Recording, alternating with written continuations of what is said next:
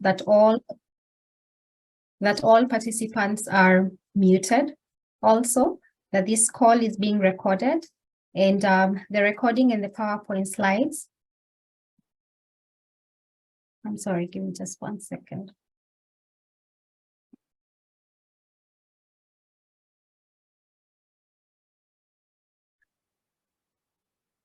Please note that all participants are muted. Also, that this call is being recorded, and the recording and PowerPoint slides will be shared on the PAVE website.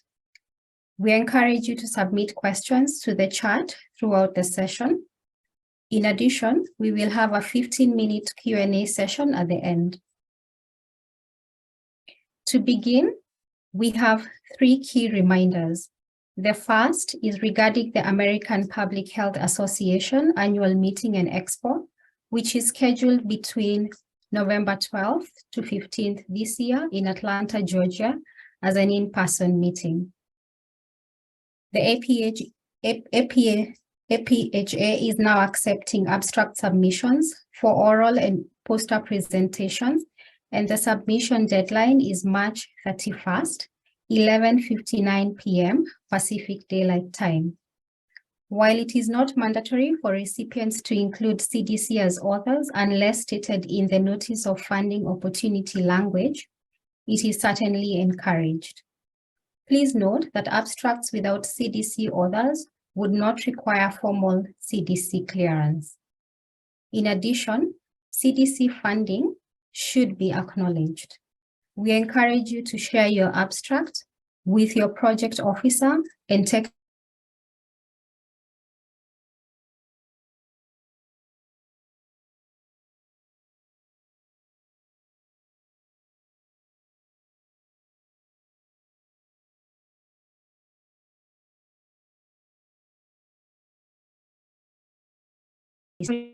to utilize these websites.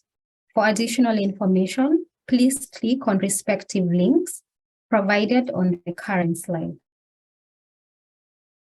The final reminder is that the Urban Institute will host a virtual co-working session for APHA abstracts on the PAVE website on March the 22nd.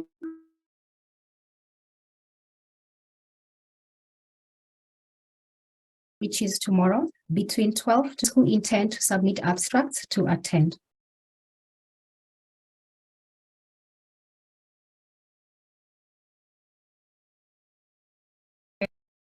All organizations will continue to fill out quarterly reports in REDCap, and reporting deadlines will remain the same.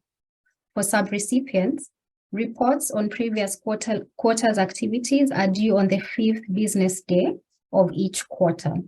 As a reminder, the report for the first quarter of 2023 is due Friday, April 7th.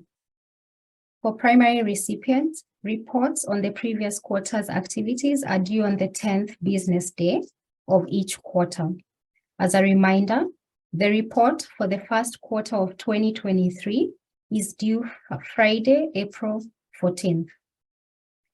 Organizations who received adult immunization supplemental funding will also submit an adult supplemental funding specific REDCap report.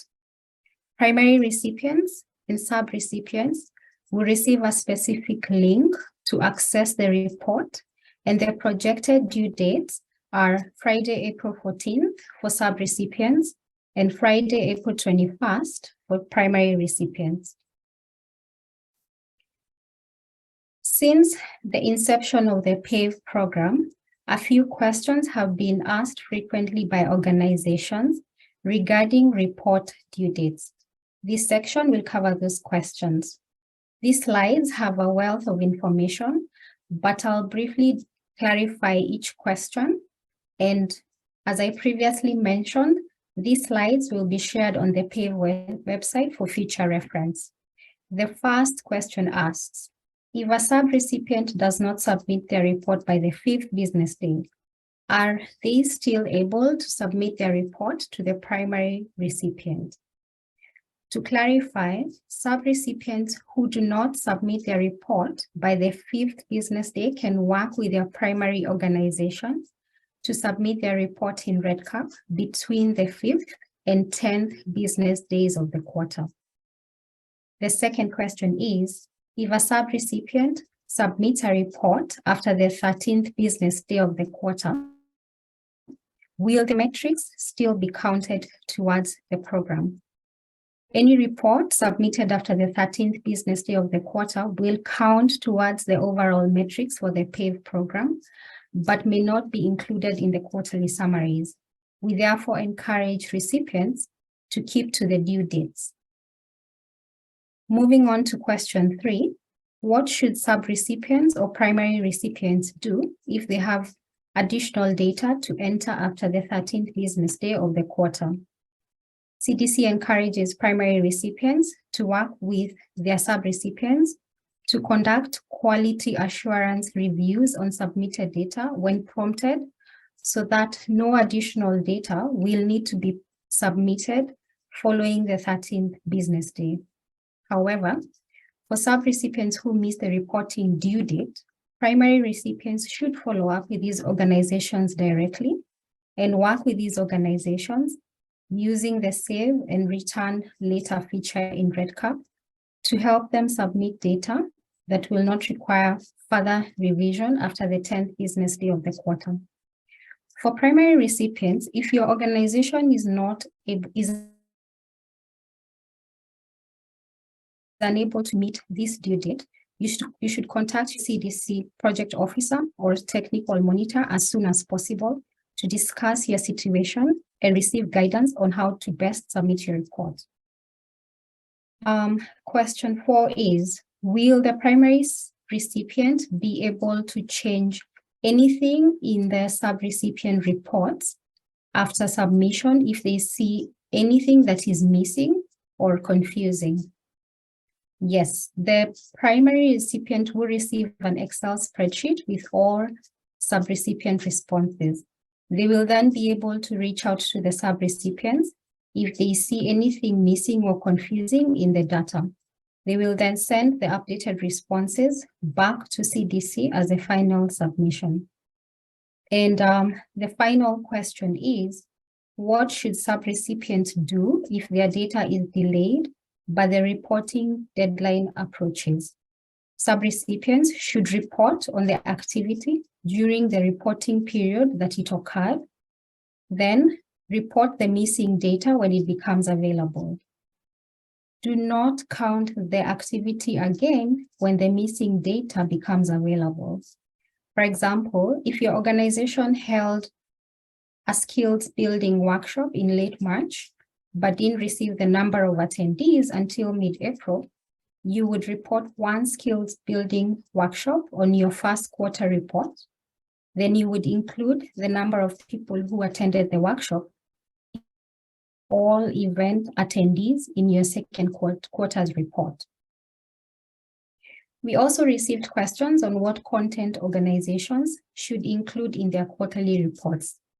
One such question is, which activities should organizations consider new when reporting in a new funding year? To clarify, new activities are any that have not been included in a previous report. That also includes reports submitted during previous funding years. We realize that the volume of new activities implemented may decrease over time. It is therefore okay to leave questions blank if you have nothing new to report. It is also okay if your responses to questions are brief or smaller numerically than in previous reports. Another question we received is, what content should organizations include in reports in their current year's activities if their current year's activities end and their next year's activities begin in the same quarter? So for example, the current year ends in April, the next year may begin in May.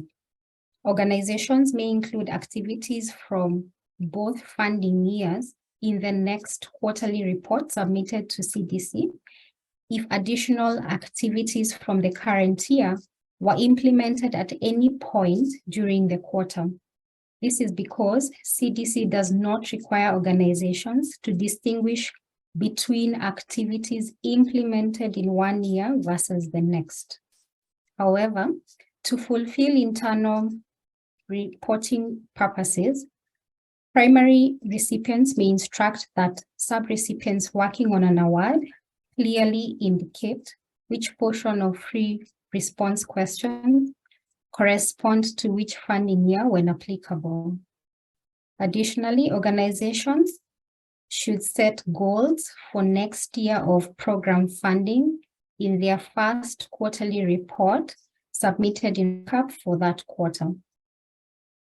Organizations that are no longer funded for the upcoming year should only include activities from the current year in their final report submitted in REDCap on or before the applicable reporting due date. Having covered a few of the frequently asked questions regarding due dates and report content, we would like to provide the following tips on reporting. You do not need to complete your quarterly report in one sitting, as your report is open all quarter, so you can begin to enter in your data whenever it is convenient for you. However, if you do use the save and return feature, remember to write down the return code so you don't have to re-enter your data. In addition, primary recipients are encouraged to work with sub-recipients in submitting the highest quality data possible.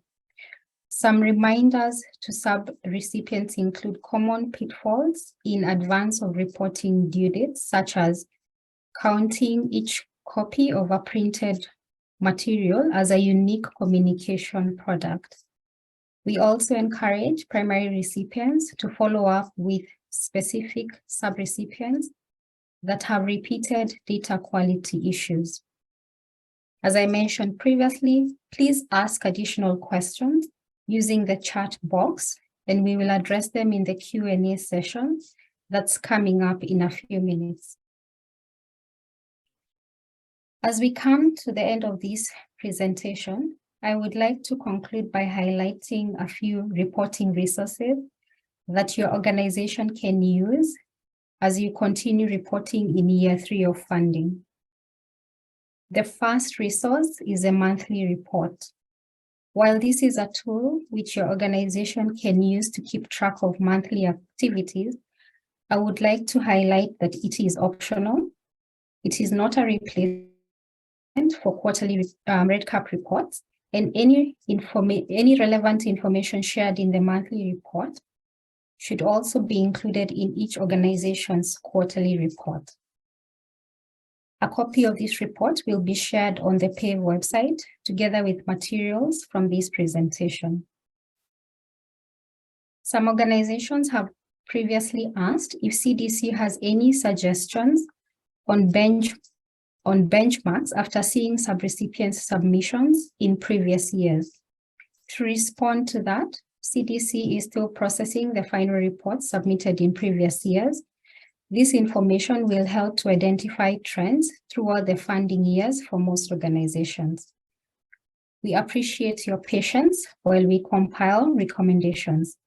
Please contact your CDC project officer or technical monitor if you would like to discuss your organization's planned activities before this information becomes available. Also, please feel free to visit the PAVE website for existing reports, stories, and resources.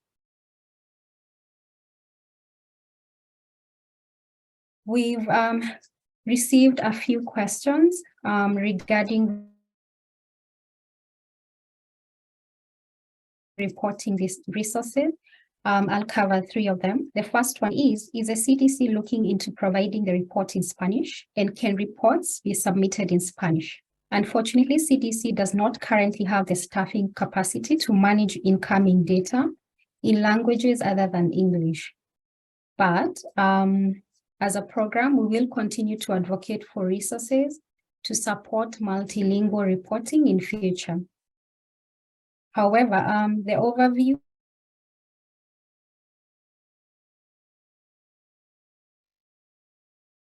instructions, definitions, and all Excel-based reporting templates are available in Spanish, but reports must still be submitted in English. Please contact your CDC project officer or technical monitor if you would like to receive a copy of this translation to support your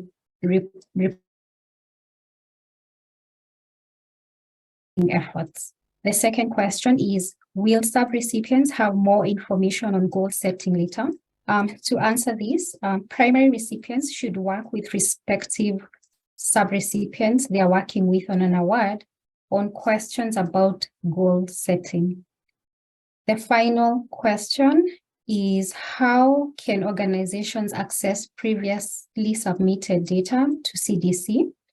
And organizations can access this data by contacting the email address on the screen.